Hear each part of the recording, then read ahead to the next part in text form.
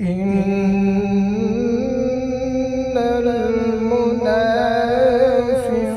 المنافقين في الدرك الأسفل من النار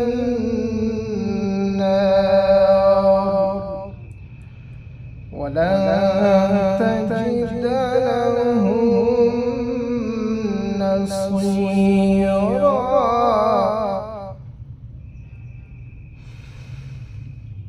إلا الذين تابوا وأصلحوا واعتصموا بالله وأخلصوا دينهم لله فأولئك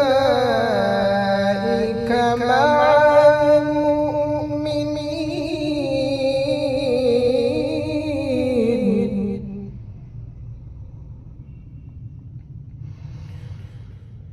وسوف يؤتي الله المؤمنين أجرا عظيما.